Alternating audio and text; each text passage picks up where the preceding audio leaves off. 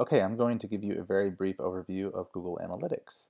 First, open up a browser and then go to analytics.google.com, and then I have signed in already for one of my clients. Then what you're going to do is, in my opinion, this is the most important thing. You want to go down to Audience and Overview. If you're new to Google Analytics, this is what I recommend starting. Work on understanding this right here. Make sure you have the date range set to where you want it set to, which is very easy to change. Let's say I want to look at July, or I can just type it in here. If I just want to look at July, I'm going to look right there, and I'm going to look at the amount of users who have been on my website. Now here's the thing, here's the good thing to remember. Anything that you have a question on about what it actually means, you can just hover right here, and that's incredibly helpful. You can even copy and paste that. So just to give you an idea of what this means, this is how many individuals have visited your page, or excuse me, your website, and this is how many of those were new. This means that they've never been there before. These are new users, and this is great for a small private school in a small town. 836 users in 1 month, and 726 of them being new. That's great.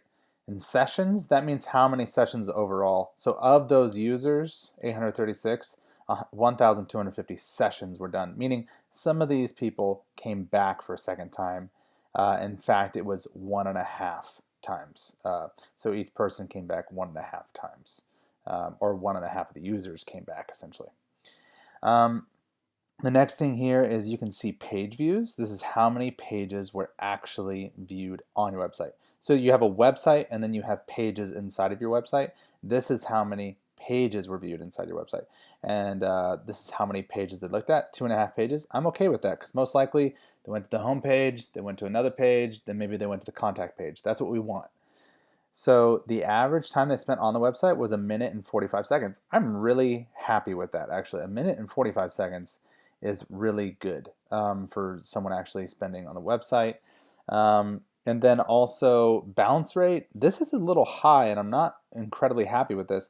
But what it could mean is, what bounce rate means is that someone got on your website, then suddenly got off, and seeming as though they didn't mean to get on your website.